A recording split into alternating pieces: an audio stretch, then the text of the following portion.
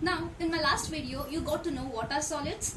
You got to know what are the properties or the characteristics of solids. Now, we will learn the classification based on the arrangement of constituent particles. Based on the arrangement of constituent particles, we have two types. One is crystalline and other is amorphous. So, let us study in detail what are the differences between crystalline and amorphous. Okay.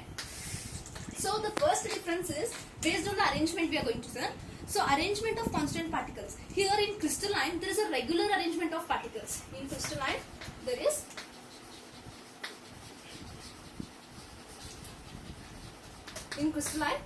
regular arrangement of particles. That is, just for instance, if I am taking one molecule here in one crystal, if one molecule I am taking one smaller molecule and one molecule, one smaller molecule. Similarly, one small molecule, a big molecule, small molecule, big molecule. Like this, the structure is arranged. One more I can take, for example, like this. So how is the arrangement? It might not be small or big. Any molecule it can be, like cation and anion will be having. So anything it might be. So regular arrangement means after regular intervals we are getting the same arrangement. This is called as regular arrangement. In crystalline, what happens? We have a regular arrangement of molecules like this. So obviously here amorphous means it will be opposite to that. So there will be a irregular arrangement. There will be a irregular arrangement. Irregular arrangement is what? How the particles will be arranged. For example, you take one big, one small, big, small, big, big, small, big, small, small, big, small, like this. However they want, they will be arranged. So this is the major difference between crystalline and amorphous. Okay. So amorphous means what? There is a random arrangement. So the particles are not in definite pattern. So here the first difference is they have the regular arrangement of particles, and amorphous there is a irregular arrangement of particles. Okay. So second difference. What is the second difference? Here melting point is very sharp. Here melting point is very sharp. So melting point is very sharp. Why? Because since the molecules are having a definite order, so sharp melting point only at one point. Sharp melting point is nothing but, for instance, for example I am taking. So for example, you can take any of this. Think that 120 degree Celsius. At 120 degree Celsius, if exactly it is melting, then it is said to be a crystalline solid. Whereas here, melting point is varied along a range.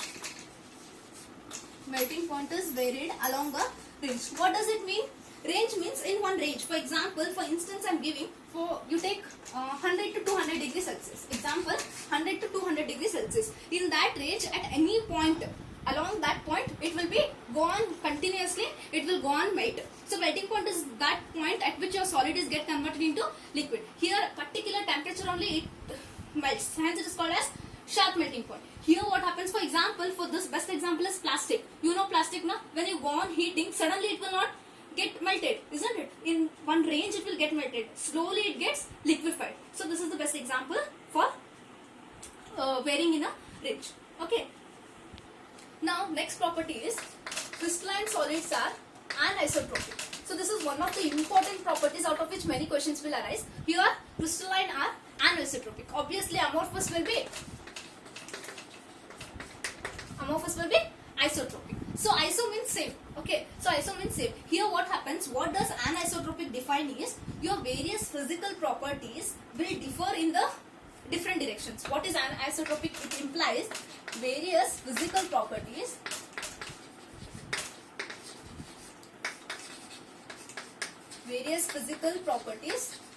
differ in different directions.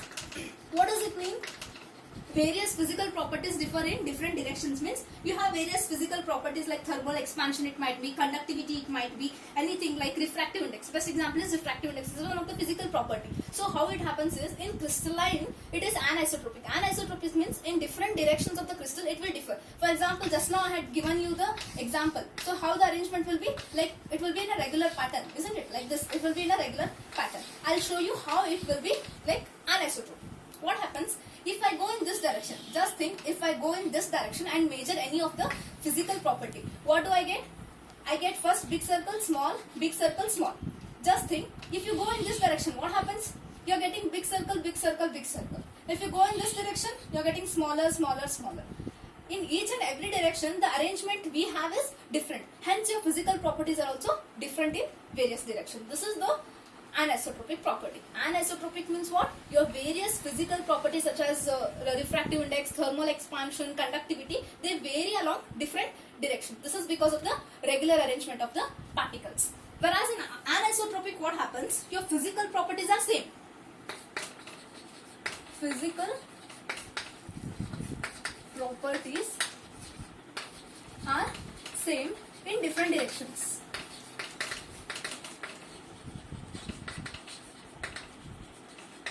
Why? Because here there is a random arrangement, small, big, big, small, big, big, small.